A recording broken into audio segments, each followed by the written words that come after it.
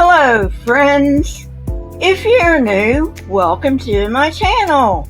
Why don't you go down, hit the subscribe button and ring the bell so you don't miss any episodes. For my fans and subscribers, welcome back. I really do appreciate you. Today, we're talking about Jehovah's Witnesses and Progressive Revelation. Let's go! According to Jim Penton, progressive revelation in the Jehovah's Witness world is a bit of a slippery term, probably on purpose, and they have vacillated a great deal on what progressive revelation means. At times, it has meant kind of what it means in the Mormon world,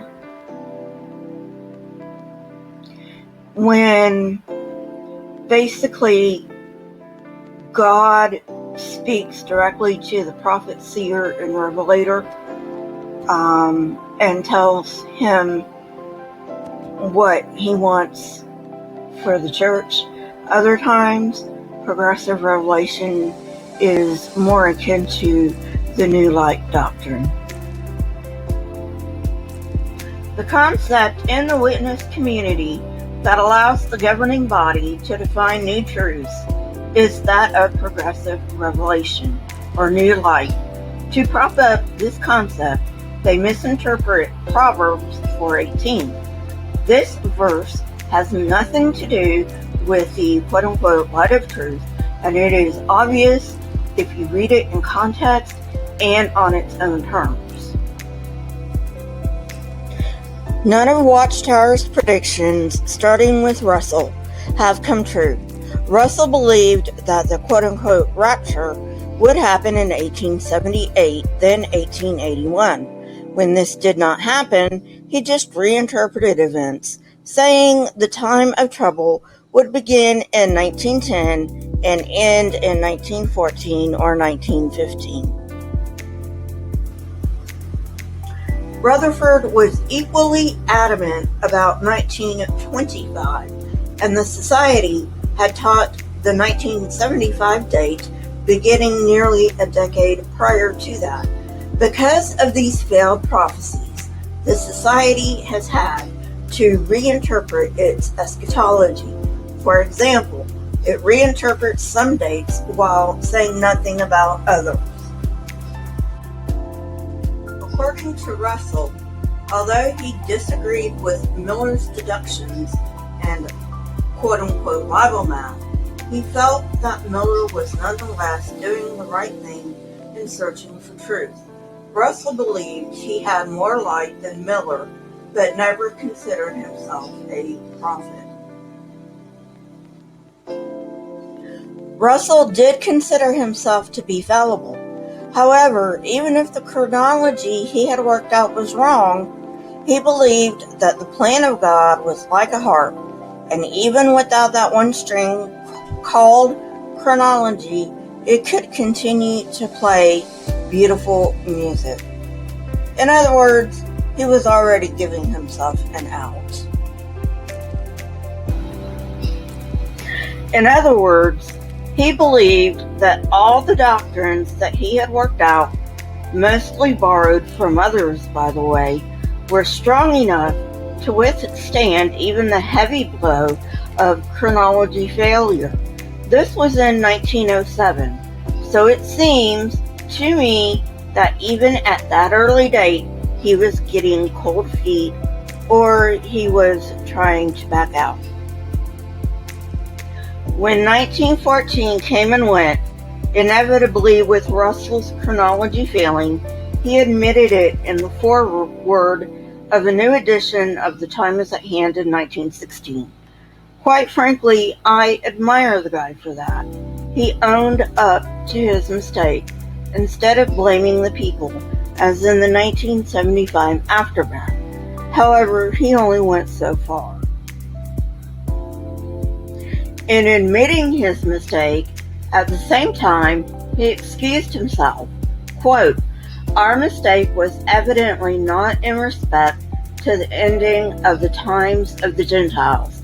We drew a false conclusion, however, not authorized by the word of the Lord. End quote. Translation: something happened, but it wasn't visible. In the December 15th, 1962 Watchtower, it claimed that the organization has been entrusted to men who are not inspired. So JWs are told that they should not expect the faithful and discreet slave to be perfect in prophetic interpretations and other matters. Nevertheless, the current governing body believe that God is using His Spirit to move them gradually into a greater understanding of truth, because they believe that they are fulfilling their stewardship over the church. So I've got a question for you JWs out there.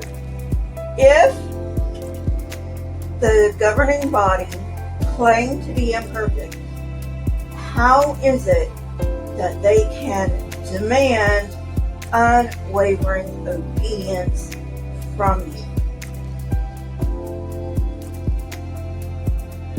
In the March 1st, 1979 Watchtower, pages 23 to 24, the Society claims that writings by members of the slave that make up the Greek scriptures were inspired and infallible, but writings since then are not. Question: if the governing body today claim to be the apostles' successors, why shouldn't they also be inspired? Generally, Watchtower has been extremely dogmatic when it is held to a particular position.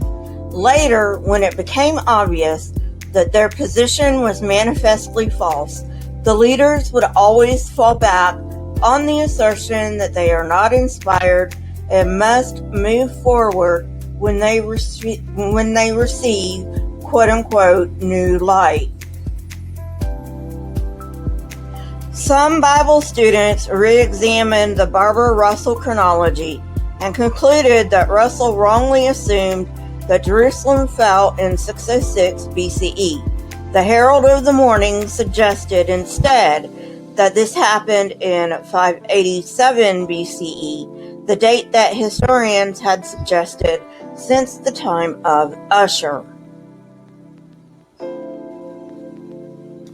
Of course, today we know without a shadow of a doubt that Jerusalem fell in 587-586 BCE, but Watchtower will never change this doctrine, even though it gives them an extra 20 years, because nothing of significance happened in 1934, whereas World War I broke out in 1914. Watchtower, in an attempt to rebut this, published a number of articles to defend their chronology, including an article on page 187 of the June 15, 1922 edition. Among these arguments was the law of probability and deductions from the Great Pyramid of Giza. The articles go on to say that there are repetitions of two cycles, 1845 and 2520. There are only two things I will note in passing, to be taken up later. First, Jews have always used repetition of certain numbers. Secondly, we as human beings are pattern-seeking animals. This dogmatic stance on chronology changed in 1923 when the Watchtower said that chronology itself was not a vital doctrine. Yet the entire Jehovah's Witness religion rests on the veracity of the 1914 date. And don't forget, anyone who disagrees is kicked out of the religion. 2 years later, in an article entitled Birth of a Nation, Rutherford began to change the old chronology to the point where it was unrecognizable. Finally, in 1928, he declared that the Great Pyramid which Russell used to buttress his chronology, had been built under the direction of Satan, not Jehovah. Well, friends, that's it for today. I hope you enjoyed it. If you did, hit that like button, press the subscribe button, and if you want to know when I come out with new content, hit the bell next to the subscribe button. My Twitter, Discord, email, and PayPal links are in the description, along with the source I used for this video. If you wish to get in contact with me, the best way is Twitter, next best is email. Also, please leave comments in the comment section. Not only do I love hearing from you, but it also triggers YouTube algorithm. You may also leave any requests down there as well. Keep learning and searching for truth. Here are a few videos from my library. If you have not watched them yet, go ahead and watch them and tell me what you think. Until next time, friends, goodbye.